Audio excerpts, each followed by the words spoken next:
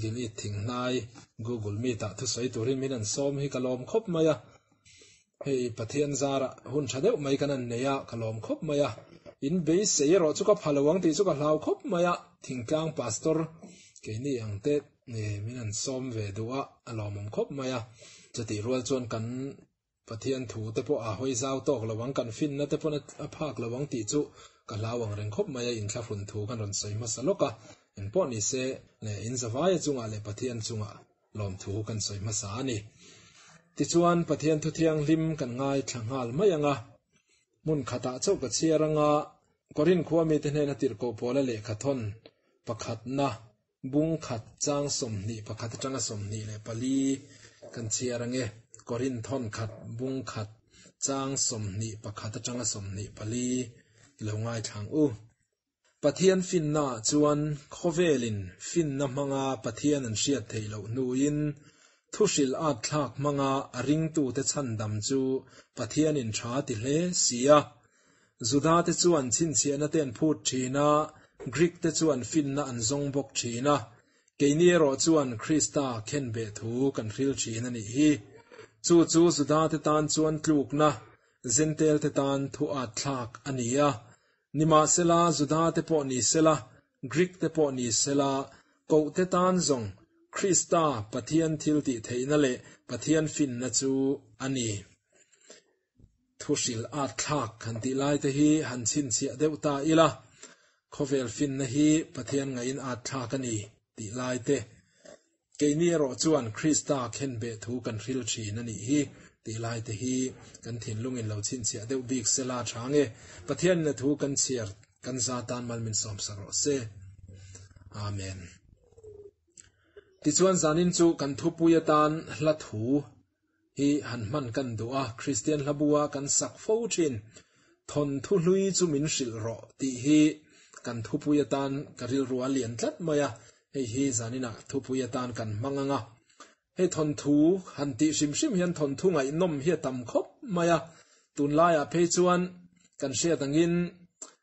mizorama phei chuan hei thon thu in min lu na sa em maya pathian thu tak ai ma in thon thu lam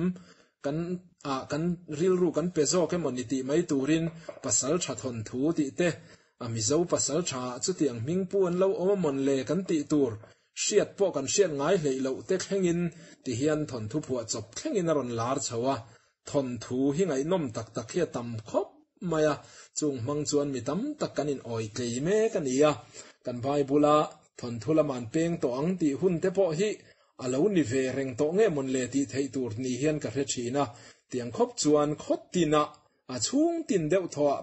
patling tin deuh tho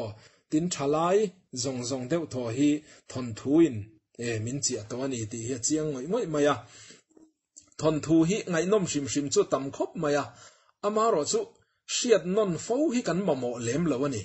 chura thon thu te po kan hre to a hriat non le fo thin in sil non le fo thin hi kan mamo lem lo ani a chan chu enge kan ti chon min choi kang lem lo ani thon thu na zong hian min ti thoveng lem lo wa thon thu na zong hian kan ta na thil tha hi min thlen lem lo ani chu ai chuan thon thu kan an ti ang chi sang a chuan tu te mo starring zia te tu te mo che that zia te tin tu te mo lo sual zia te khatiang ang te kha min hriat tir mai thina ama ro chu zanina kan an soi tur thon thu hlui kan an ti tak ero hi chu min choi kang tu be sei na min siam tu chak na thar min pe tu kha thon thu hlui a kha zanina hian kan thu puya han man kan du chu nia thon thu hlui chu min sil ro ti kha kha kan thu puya kan mang don ani ti chuan tun laia chuan kan hriat chak em mai chu news sang ani ti kan hria news langsa tam taka oma ram sang le ram sang indoor dan te anin ngur dan te poania tin chu ba ka hei covid news hi ni tin mai hian ti hian kan hremol mal renga kan benga ver em reng maya heng kan ngai ven em chan chin thar ho te hi adik tak chuan min tingui tu zok hian ni fo thina ni min ti hlau thong tu hian ni fo thina ni kan nan na an pui ang chia nei ve tu te an thi ti han hriat phei hi chuan eng ti ka nge ke ve hi ni ang ti a in ngai tua mang ang deuh maya ril ru om hi a ol em maya ni amaro chu tiang ang thu chu kan ngai tu em kan ngai ven em mai riat kan chak ber hi ni na riat tat mai sia ni chu van chuan chu tiang kara chuan zanina hian thon thu lui hriat hi kan ta na poimo ani ti te thon thu lui kha ti thar reng hi kan mamo ani ti hi zanina warta ka soi kan tum lam chu ni dona ti chuan kan chang tar ha an thlir lok ta ila korin khuami te na le khathon kan chiara korin kho chan chin te hi chu thusil tu sang sang te pon an soi tam to kan hriat fo to thin kha ni ya chu van chuan chip chiarin soyangai to lem lawin ka nga ya thil pani khatle kan tarlan du chu korin khuwa hi sarkar mun puyania sumdong tu te mun puyani boka sual na chi rang sangina achia pia mun puyani ti kha an shepot ta ila tin chu ba ka chuan Greek ho chen tam na khuwa thina niya rom sarkar laka anin pen na thin khuwa te po ani thina tun ma romina arun ne ma phei chuan Greek ho chak na mun ani thina ni ti chuan ko shana po hian korin ko shana hian juda te le Greek te anin ompola juda te chu kan sia a dan zom fil na manga pathian chandam na chantum ten ni ti kan sia a tin chu ti rual chon Greek ho te ve thunge ro chu an fin na man changkaya an fin na manga pathian po han tum na pathian mu fu tum na khatiang nei mi te kha an ni ti kan sheboka chu tiang ang mi te ho chu korin ko shana hian an loi howa ti chuan chu tiang kara chuan zudaten danan ma chuana an thu thlung lui le khabu howa pathian in puan na mak tak mai thil mak chi sang ang chi kha mu le an du awangin tirko pola pon helaya ron soya khan chin chi ana an zong ron ti khani thil mak an zong na sa em maya thu thlung luya tui thi sena chantir te pon yang tui pui sen vuak cha ang te pon yang khatiang chi pathian thil ti mak tak mai kha zuda te hian mu le hian la chak reng mai ani tin chu ti rual chon Greek te po in kan soita kan khan an fin na mangin pathian ne na in po an tuma an fin na manga pathian kha zir chua an tum ani ber mai ani chu tiang kara chuan tir ko pol chuan athuran uartak em mai chu lal isua kristali across thu kha aron uartani aron tar lang tani chu dam na om chun na ni zia chu mi hring ten kan mamo ani zia le kan dam na kong om chuna ni zia kha tirko pol hen ron soi warta em maya khovel fin na manga pathian zon te chu thil at thla kan ni zia te aron tar langa ke ni chuan Krista ken be thu kan fil thin ti in tirko pol khan nisina kan thu chiara po khan ron soi ta a chu zuda te tan shiat thiam har em maya achan pakhat chu an dan bu anan kewa Deuteronomy le khabua chuan tu po thinga khai kan reng chu an chedong ani ti lo om kul maya chu wan chuan Krista khen be thu kha chu an tan chuan an chedong thu ani ringot mai ani an hre thiam thei lo ani lali suwa kha an chandam tu ani ti kha an man thiam thei ngai lo ani tin Greek te le zentel te ho tan chuan at kha kan ni boka chu enge chan kan ti chuan kan soita kan in fin na zong mi an nia wangin lali suwa Krista ro an rel sakdan khen be na tura ta na thu tluk na an siam dan hi mi fing tan chuan thu a thak top kho kani khaman kum loka po kan hriat kham mana edi som thum pathuma lali su Krista an khen be kha papa khat chuan khati laya ro rel na tik lo lutu kha ko ta king don ti te po new sa kan lo mu kha khatiang kha ni kha ro rel na kha amma kani a thiam lo na reng an hmu lo lali su kha ma se thiam lo na reng mu mia lo thi tura achung thu rel thu kat si hi khovela hian mi dang pakhat ma an la om lo an ti top mai ani chu tiang chuan lali su Krista chunga kha judgment kha ro rel na kha amak em maya chu wan chan fin na zong mi Greek mi fing te zentel mi fing te ho tan chuan kha ro rel na kha a thak top kho kan ni ringot mai ani a thak takin isu khan kheng bet ti lo thei lo kha nia chu wan chan an tan chuan kha thu kha khen be story shim kha thu a thak thon thu a thak mi fing lo lutuk te che tlat na thon thu ani tlat mai ani chu wan chan an tan chuan lom ve thiang ani lo ti mai te ang an thin lunga khan atlana thei lo shim mai ani ma se chu ngei mai chu thu ngei mai chu tir ko pol hian ron tar na du le kan dam pui thu chu ani ron ti kha ani kat mai sia ti chuan chu tun lai kan din huna po hian an en ta ila hei hi he thu bok hi kan mamo le ta em o ti hi ka ngai tu na om thin ani kan fing tula ma se kan na tul si ani ti mai te ang kan fing tula kan din mun hi a chetel telemonity mai tur hi ni ya midang ti chiat dan midang ei chiat dan midang chem lowa an lu valak dan te kan thiam tol ni hian a hriata hei tun lai a phei chon kan hriat angin internet kal thlanga in rock dan ti te tin mi account lova hack dan ti ang chi te thil chi rang kan fing tula kan in tin na thiam tula midang ta na poisoi hi kan thiam tula khovel hi anna tul adam lo tul ni hian a hriat mai ani tin fin luata wanga pathian hoi san tu te po an omta hei mi zo zinga phei chuan in ti 80s ho pathian om ring lo in ti ho te po hi an fin luat wanga ni ti hian a soi thein ka ria an chiar zaw luat tuk na te khatiang ang zonga khovel fin na an zir na sat luat tu ka wang te a pathian om po ring to lo an ni ti te hi ke ka mu da na ni china tin ko shana ngei po hian mi fing le mi thiam kan nga tula theological degree a po kan sang tula ma se mi hla kan nga tul ni hian a hriat ani atir lama ni sina kan tran ma kan ti ang deuh khan ko shan hi adin mun ngai anga sang taka ding le tur hian engtin nge ni to ang ti hi ngai tu thiam hi har em to mai ni tu na hi chuan chu wan chuan kan fing tula kan nat na aril tula kan din mun hi a che tul ni hian a hriat ani mi fing mi thiam kan nga ruam man na siam thiam tu tur vision nei tha po kan nga khop mai ma se mi hla hi kan nga tulina hriata kan hlotin na ain kan hlo cham nei chiar tur hi atam zok ma ani om mange ti tur hi ni ta fo mai ani chu wan chuan tun huna hian mi mal ring tunu na hlo tin thar le nan te ko shan kan hlo tin thar le na tur tan te hian thon thu hlui lali su krista khen be thu kha thon thu hlui kha kan mamo le ta ni lo mi ti hi ka thin lunga lian em maya kan pulpita te hian krista khen be thu te cross thu te hi ritam le to sela chu saltang chan chu na tur tan po thu poi mo berani hei hi man thiam thar le hi tulin ka ria pathian thu thiam tak ma se cross thu lung leng kat to lo te pathian thua digri sang tak nei ma se cross thu soi thiam mia lo te cross thu lampang soi ngai mia lo te chu ai chon khovel fin na ne na chom pola engtine mo thungai nom tak le beng ver tak mai te khin thu kan sian ngai lo le ngai nom lutuk mai ne na in chop chua hi kan uar ta zo kem ni o ti mai tur hi kan ni tat mai ani chu wan chuan tun huna hian kan sia ta na kan du em chu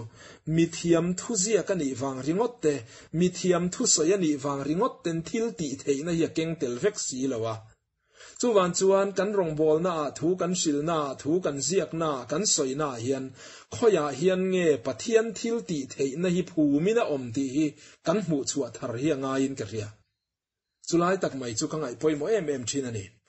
home te kan nei thina kan ria a edik en kol na center ti te tin ministry sang rong bol na tuipui tak te kan oma tin rui hlo ngai te chan chua tum mang chi te khatiang pol sang kha kan nga tul mai tin tactic chi sang po kan nga tul counseling technique te po hi kan nga em to mai ani ma se dam na anget theilut anget thei si lo lai hi enge chan niang ti hi ngai tu angai khop mai chu wan chuan ma chuan tur dik tak pathian thil ti theina hai hong le tur hian tran kan la ka ngai ani ti hi ka thin lunga lian khop mai chu ma chuan tur dik tak lali su krista cross thu tirko polten ke ni zong in krista khen be thu kan hil thin an ti kha thon thu lui kan dam na thon thu kha nge mai khatun huna hian ma chuan tur dik chuani ti hi kan hriat thar le poimo le in ka ria thu hril a thak an lo ti mai thon thu hlui kha kan mamo le ta ani niki cruise pian thardan kan sia a misual ming thangani dan po kan shefeka sei thu yangai lawa niki cruise ti pian tharna turin counseling technique chi sang le fin na sang tak apoi mo berlo kha misual thin lung sak le torot lutuk mai misual torot tak mai khoi tur khan athin lung ti tui tur khan apoi mo ber chu he thon thu hlui bok hi ani lali su krista mangai na thon thu bok hi kha khan khami khan athin lung chu ti tui ani ti kan ria ani chuwan chuan kan fin na a ringot te kan zirsan na a ringot te kan digri sang a ringot thian power a omber lo ti hi kan ria da poimo a pathian power pathian thil ti theina in phum na tak chu cross thu krista khen be thu kan ril thin tia hian pathian hian heta hian a power tak chu azial tel zo kan i ti hi kan ria chian a poimo hle in ka ria a chu mi mal po in kan mamo a mi dang va chan dam na turin mi dang saltang va chan chuan na turatan po hian kan man thiam a poimo em in ka ria upakelal thanzaman hlapua soinon le ro minshil le ro Christian katana tur na chu Calvary ka dam na chanchin ongai nom ka ti bang theilove ati kha alo poimo le in ka sia a chuwan chon kan rampo hian hei hi kan mamo le ta ani lomi thu fing tak manga Christian nun in kai hruai tum ngot ai hian he thon thului hi kan mamo ani lomi ti hi zanina war takin kan soidua ti chuan he thon thului kan mamo na chan hi then thumin kan chena toy te in soi kan tum don nia amma sabera chuan he thon thului hi mangai na thu tak ani wangani Christian sa khuwa hi Christian na hi abul le to phi mangai nei na tuam chuak veka lali suwa Krista mishinga aron channa incarnation kan ti lai tak mishinga aron channa po hi abul thum ber chu mangai na tanga lo chuakani pathian in khovela mangai em chu ti chuana fapamal nei chuna pe a mangai na atangin isua min ron pe ani chu Christian na in tran na chu ani ta ni ti chuan Christian na top na van ram kan ti ngei po hi van ram po hi mangai na ina atuam chu vek ani mi zong in mangai na to turani ti kan sia ni chuwan chon Christian na hi abul le top hi mangai na ani vek maya Christian na huang chung po hi mangai nei na tuam chuanga ya misual siam that na turatan mi chak lo tun din le na turatan po hian mangai na bok hi poimo ani tin Christian te tan chuan kan ramlak na tur man ro siam ber po hi mangai na ani turani ya Bible kan mu bi lama khovel thil thlenga po hian a kan pathian hian mi vau na salutuka a hlau om bok sia kapiang thar lo thei lo ta ni ti hi tu ma anom kan hrengai lo chu ai ma chuan khongai na mak moi le du om sual riang vai chan dam na ti hi mitam tak thin lung ti tui tu hian i zo kani chuwan chuan he mangai na le khongai na hi he mangai na thu tak hi tun huna hian kan hril tama poimo in ka sia tin Christian te a chuan chin chia na langsar ber tur chu mangai na hi ani reng tur ani Gujarat da Hindu pa pakhat thu sei kan thian pa pakhatin a soya vairama a online anin koma ti chuan kan thian pa bula chan ti hian a soya ka farnu te pahni hian Christian pasala an nei ka fanu te pahni po hian an duani chuan Christian pasala an nei ka phal a chan chu Christian te chuan mangai na an nei na sabi kani ati tlat mai ani chuwan chuan mangai na hi Christian te chin chi na langsar lu tu kani ya Christian te ral thu mani kan moi na ber po mangai na hi ani mangai na hi mamo lo tu ma kan om lowa misual ber po hian mangai na amamo a mangai tu an nei ani ti in hriat chuan athin lung anem thin ani khokhata milu lul ber kan ti le misual ber kan ti te po hi an mani mangai tak tu bula chuan an men pura an mit tu ya ka an lung puwa ma an chap thei mai thin ani ti kan sia ni thuril tular tak mai London ami HP Hacks an ti khan tum khachu pathianom ring lo ho te hian in hial puya an soma ta chuan ngai thatu po mitam takan omanti ta chuan thusil tu HP Hacks chuan pathian mangai na thu khang pathianom ring lo ho zong po ka pathian in mangai zia thu kha mi tui ka zoi in war emin an soi tamaya ta chuan ama hnial tum tu ho zong kha ama hnial theilovin alama an tang ta vek ani Christiana anin pek pha ta vek ani an ti ani pathian mangai na thuwa soi chiam chuan an thin lunga hne zo ta vek mai ani chu van chuan tun huna po hian he pathian hmangai na thon thu hlui lali su Krista tuarna thon thu hlui hi kan nun min ti har thar le turte kan nun chau ngui to min ti har thar le turte min siam thar le tur hian kan mamo berani ti hi zanina hian i thar leang u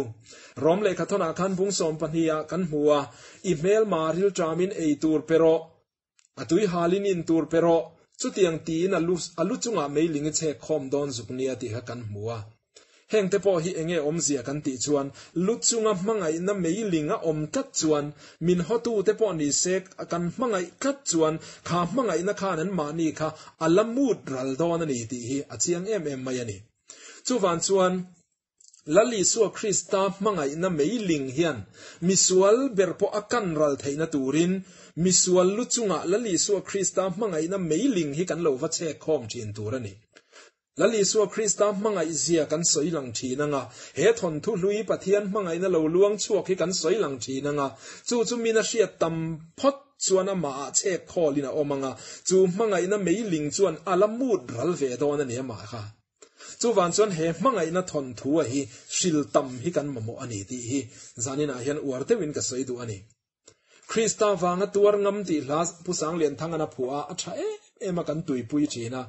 hemi rual hian karil ruwa pakhat thil pakhat lo lang chu tun la ya hian mi tam tak chu Krista wanga tuar nat hi zong ma ila kan mulo mai theiani Krista wanga tuar tum em po hi tuar lei theilo tuar na mu lei theilo po hi om theiani chu ti rual ro chuan engtik lai po kan ti thei ve thunge ro chu muang leya omte ramzalen taka omte pon kan ti thei chu Krista wanga hmangai ngam Krista wanga hmangai tu ni ngam Krista hmangai na puang chuak tu ni ngam hei hi kan ta na poimo hle in ka ria chu wan chuan hmangai na thu shil non fo ning lo tu hmangai na thu soi non fo ning lo tu chu tiang ang mi chu kan ni a poimo in ka ria karil ruwa tho dan tak pakhata phei chuan fakna hla kan sak thin tho thumak ka soinin thailo chuti la khan kan hmuwa nang ni wa nangel thiang hlim le seraphim ro puite u ni tin lalpa rong bol tu le adu zong ti chin te u kalvari tlang chanchin min shil thailom ni ti lai tak khi ka thin lunga khoi em mai thina sarmona po ka mang to a YouTube pa te po khan ka da in ka sia kalvari tlang chanchin min shil thailom ni drugs addict kan ti te zungol vei kan ti te ring tu chak lo kan ti te hian hau shep le vau shep te ti thai te thi malo theng don ania pathian nen lam hoi ro ti ang zong emo o Israeli pathian tok turin in pe ro ti ang zong emo vau chiam ai chuan kalvari tlang chanchin an dam na chanchin hi hriat thar le an mamo ni hian ka hrechin chu van chuan heng ho te hian an nun an trong kam chuan soilo ma sela an nun hian kalvaria dam na kha amamo ngoi ingoya chu van chuan an nun hian kalvari tlang chanchin min shil theilom ni tin min aw ni te hian alang thina ni chu van chuan tun huna hian kan dam na thu kalvari tlang alo lang chuak kalvari tlang chanchina kan dam na kha nge mai kha lan tir tu hriat non tir tu ni turin in buat sai teng u tina dot lea chuan panina chuan he thon thu hlui kan mamo em na chan chu lal I suwa thil ti hriat thar na hian min chan chuak non fo thin lal I suwa thil ti hriat thar na hian min chan chuak non fo thin kan fangna hla tho khan kan hmuwa lal I suwa thil ti soiro ka lom na berani ti kan hmuwa ni kha ngai nom ka ti thin khop mai sak bon wa mani lal I suwa thil ti soiro ka lom na berani tu te emo thil ti kan soina sa a kan thenom te thil ti te tu te emo sual dan te tu te emo ei ruk dan te tu te emo in ngai ruk dan te khatiang ang chi kha kan soina sa em maya thin lunga lom lo na in min tlak buak na sa em maya ni tin mi ten min rel na te mo kan chiat na turata na an thil ti te mo an trong kam chalo le kan chunga plan chalo tak mai an lo nei te han riat phei hi chon pai reng mai hi ola an mani kan mu le nu na kum tam tak nuwa po ni se enge moti takhian kan thin lung hi min la deng kat mai thina ni chu wan chuan chung zong ai chuan lal I suwa thil ti kha thon thu hlui kha lali suwa Krista mangai na lo luang chuak mangai na wanga thi chil nun na ron nei kha ho isoi non thi nang u hei hi kan lom na berani mi thil tia kan lom na tak om lo diro mi trong kama kan lom na tak om thei lo chatuan lom na kan nei thei na le lom na chuai thei lo kan nei thei na om chun chu lali suwa thil tia hian ani ti hi kan hriat chian a poimo hle in ka ria keima thil ton pakhat kan tar lang lokanga lungai na thim cha tak hian min bom ve to a tum khat chu ama khop maya zana ka tong chaya ta chuan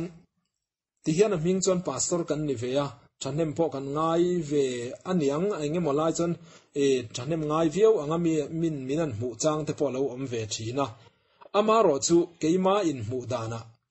thoklok lo hi ka in ti em maya tum khat chu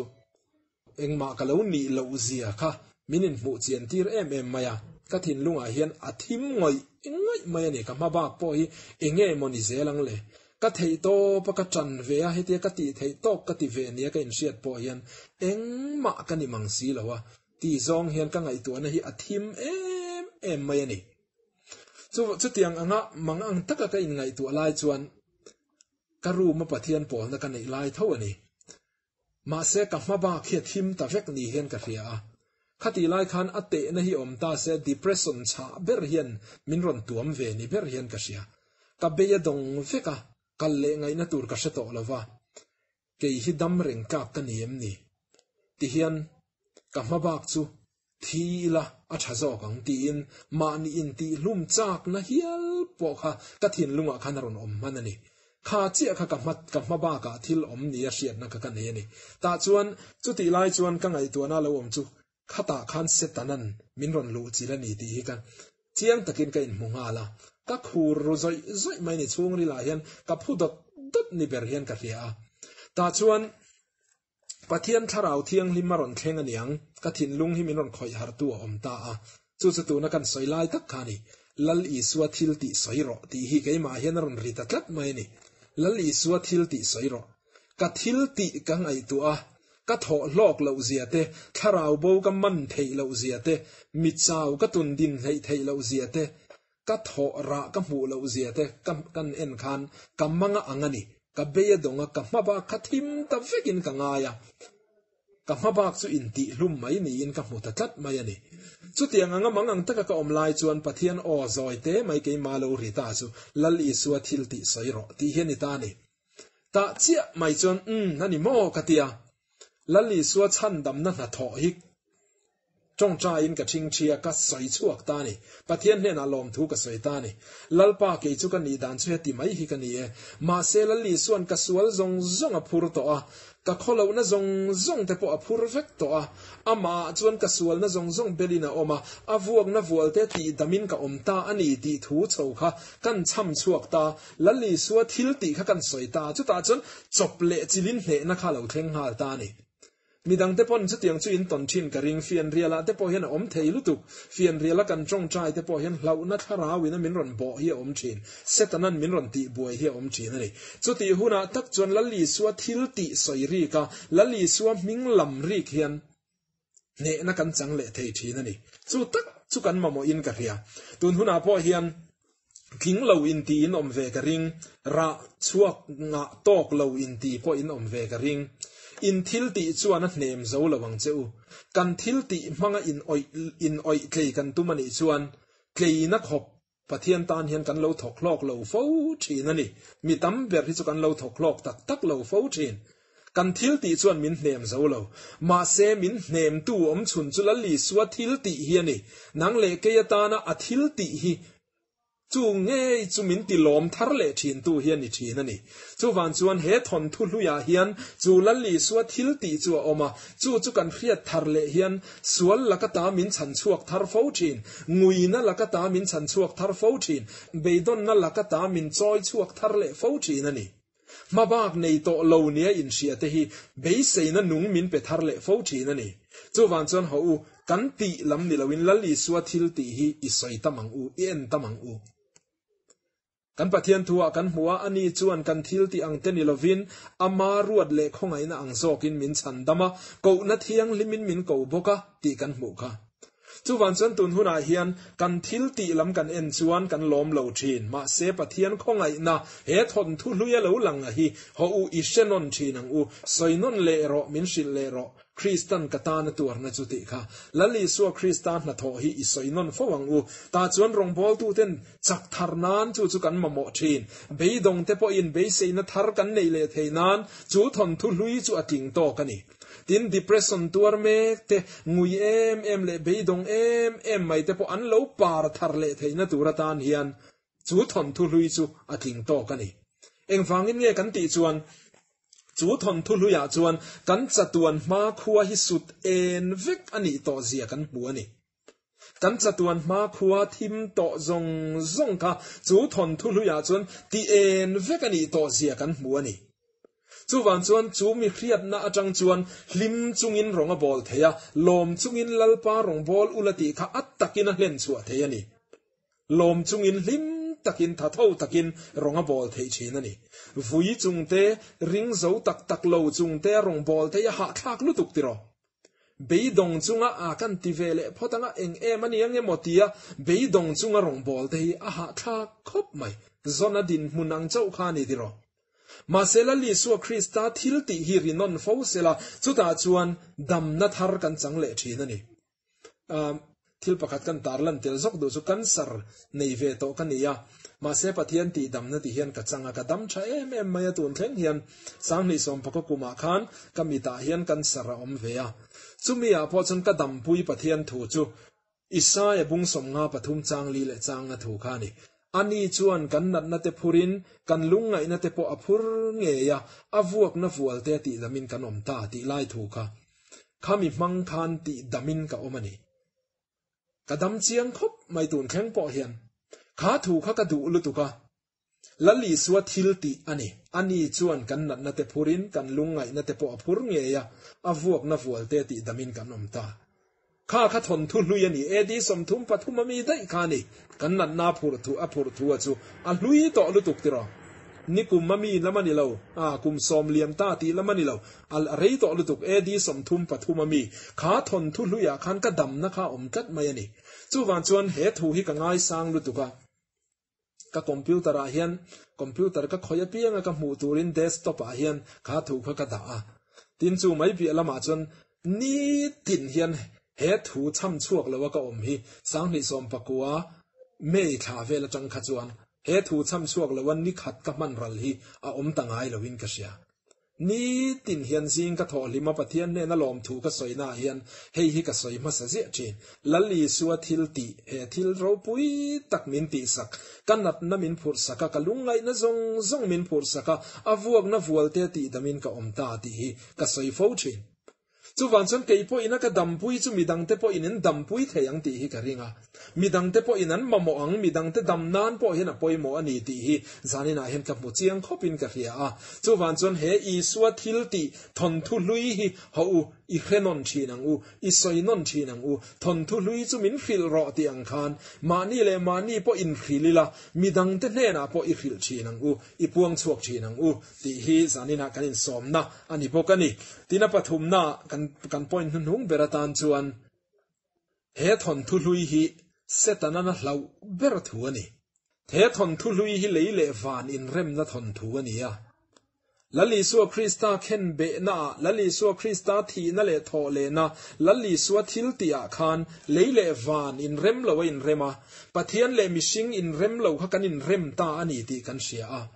in zom to lo kan in zom le ta ani ti kan sia tin setana na hlau em na chan chu setana tlom na thon thu ani he thon thu lui hi setana tlom na thon thu ani kan tlom na thon thu hi khiat non fo nuam ngai lo tiro football khel chin te po kan ni ve hloma kan lo in khel ve to thin tu te emo kan hne lo dan chan chin soi non hian nuam ngai lo siat non hian nuam ngai lo chu wan chuan kan tlom na thon thu hi mi ten min hne zia thon thu hi soi non hi kan tan thil se om takaniang chu tiang chia chon setana tan po hian he thon thu lui khiat non hian nin om don lutuk atan chon thu ngai nom lo ber ani setana tan chuan amaro chu ma setana chu bum tu ani awangin chu thon thu hlui chu ti nep da na ngai tu ta a nisina kan chiarang chia khan juda te le greek te thin lunga chuan thu hril a thla ka an chan tir ta phot mai ani bum tu ani awangin chu thon thu hlui a tlom na thon thu lali suan hne na a chan na thon thu chu juda te le greek te tan chuan thu hril a thla ka a chan tir ta phota chu wan chun juda te tan ngai sak the ani lo ngai ven the ani lo greek te tan po ngai hlut the lo ni ta lo ani tin tun laya te po hian kan rama po nianga khovel mun danga po hian aniang rongbol tu tam tak po in he thui kan soi kha ta khop mai Billy Graham kan shia khovela a rongbol na ro pui zia te kan khria a mi chen khatina an soi sop na chon Billy Graham thu soi te chu cross thu van ram le shem mun in karvel vekalom an ti mai chin adik chi rengani Billy Graham akana tui pui berchu mi ring mi sual chan dama an om na thu pathian mangai na thu hi tui pui em maya shem mun le van ram ma soi tam bokani ti kan riat kha ma se tun lai huna hian rongbol tu tam tak ten hei hi kan soi tam tamang kat lo hi a hre om khop mai bumin kan om ve ta em niang bum tu hian he setana tlom na thon thu hi kan thin lunga hian ngai hlut lo turin engtina mo hian aron labota min ron ruk sakta em niang ti hi ngai tu ngai khop mai cross thu kan soi khat ta khop mai chu ai chon kan pulpit langa chuan sual rongbol tu te sual zia te kan soi ta piapa ram shuai tu te ei ruk tam zia te po kan soi ta piapa tiro dim doi na nei mang lovin khatiang khan mi sual na kan soi ta piap mai ani a chul chang chu omani thei thu na tak po ya chul chang chu omani thei ma se heng hian cross thu lu alan le talu tuk nia alan chang hi chon ril ru hian na thina ni tin social gospel kan soi na sa bramin an chiat pui ani ti an soi to thin sa bram ko than ho te kak chiat chan chu simple gospel thushil at thak krista khen be thu aya social gospel an tui pui luat tuk wanga ni ti hi kan khria kan an soi fo to thina ni mishing mi mal eizon na choi kan theina te tu te emo re thei tuam hlom na te khang kha poimo lo ti na lamani lo poimo vek chuani amaro chu pahni na tur hia omani tu te emo ina mual engan lo kil ve phak theina tur te tu te emo re theina ata choi chua an lo om ve na tur thu te emo kan hui ngil na tur thu te emo social gospel kan tiang chi khatiang chi rang kha then khata pheichon an asoi war deu pheichon lo nei dan tha ti te khengin pulpita kan soyan ti ani mai thei Chrisel na chung chang kheng te po in aniang chu khang ang song song khami sing ma mo chu ani nge mai amaro chu he pathian thu kan buai pui na huanga ero hi chuan chung lam ai chuan Krista khen be thu kha thon thu lui bok kha dam lo te po ti dam thei tu mingui te po kai thole thei tu mi chak lo ban wai kha le khup zoi to te po ti chak thei tu chuan ni ti kan hriat thara poi mo le in ka ria Christian nun in kai suaina lam te po kan soi war khop mai Christian nun hia pen dik theina tura tan chon Calvary tlang cross kha en fo poimo cross ala li suan khen be kha thon tu lui kha angai thak non fo a sian non fo phot chuan Christian nun hia kal sual tak ngai lo chu wan chon tun huna hian he thon thu lui hi mi ina khiat tama a benga ver viawa a thin lunga a khol khom reng kata anun shuai tu anun khal tu a mangani phot chuan Christian nun hia kal sual tak lo thin ma se kan rama chuan chu thon thu lui chu kan soi kem tama ma kan soi tam tok talawa ko ran upa Calvary tlang zuna uai Calvary cross zuna uai te hi tam le dewila tiro pastor sacrament che na Calvary thon thu Calvary tlang chan chin mi tui tla chunga soi thei pathian mangai na thu tui em puang chuak thei te hi pung zel ta ila tiro chuti huna chuan kan ram ko san te po hi kan zia le deuh mai long mo ti te po ngai tu na om thin chu wan chuan tun huna hian he thon thu setana hlau ber hi ho ke ni hi chuan soi tam teng u miang misual chan chuan na turatan po hian a poimo ani edik chan chuan na turatan te zu in mi zungol ve chan chuan na turatan te ks chan chuan na turatan te po hian tiro Mizoram ke es chan chua chung chang ate pheichon rong bol tu hlo tling tak kan riat chu puke minga khani tiro el bethel camping kha a camping a ti dan te enge mote chu chen kha chon an lo soi sel ani mai the ma se kha puke minga khan he thon thu lui hi hil tam khop mai tiro he thon thu lui mang hian ke este nena pathian mangai na thua sia tir thina tiang khan ei ruk ching te nena pathian mangai na thua khen thina he thon thu lui hian ne awangin kan rama na satakin ron altani ti kan riat khatiro chu wan chon tun huna hian ke ni poin ho u isoi tamle ang umiang Calvary tlang chanchin Calvary kan dam na chanchin hi ho isoi tamle ang umiang rong bol tu teril ruwa hian thil poi tak om chu kan riat nu vekalom ti na hiani kan riat nu vekalom ti awangin soile te kanin tharunga han soile maila mi ten ka riat nu an tianga soi tha min ti lo palang ti hlau na wang hian khovel fin na ne na in cho polle enge mo thu beng lu tak zep tel zonga sarmon soi hi kan ching ta khop mai tiro mi riat lo shabik angalan tum na te mi soi lo anga soi bik ni tum na te hi kan rama hian kan kalpuina sa ta khop mai chu wan chuan tun huna hian khatiangang thua ringot khan pathian thil ti theina hi alo tel lo fo thin sia pathian thil ti theina tel na ber pathian thil ti theina in zial na ber chu cross thu Krista khen be thu thon thu lui thu hil a thak an lo ti a hian omani ti hi sia ila ho ke ni hi chuan hetiang lam he mi lam thu hi isil tam le tiang u chu ti ani lo chon kan hmel ma hi kan ti hlo tling zel palange setana ta na sian ngai nom lo ber thon thu lui hi ho ke ni hi chuan i soi tam teang u chu ta chon kan dam na thu oma kan chatuan ma khuwa sut e na om to thu kan muwa chatuana boral to mai tu te chan chu kan ni na thu chu ta chuan kan muwa ni ti kan sia chu wan chuan ho he Calvary kang chan chin hi i soi tamang u he thon thu lui hi i ril tamang u lali suwa thil ti soiro kalom na berani thin lungui ten an lom na thar kan charle na tur chu Calvary kang chan china khana omani he thu hil a kha ka hiana omani Krista khen be thua hiana omani rongbol tu chaklo te chakna chak tharle na tur chu he thua hiana omani sualam kong zo mek te hruai ngil le na tur chu he thon thu lui pathian mangai na hiana omani ti ria ila thon thu lui chu min sil ro ti hi ho kan thu puya inei zel teng u mani pon shenon nila midang te po i hil chong tam zel teng u lali suwa thil ti soiro kalom na berani pathian in a thu kan zatan malmin som sakro se amen.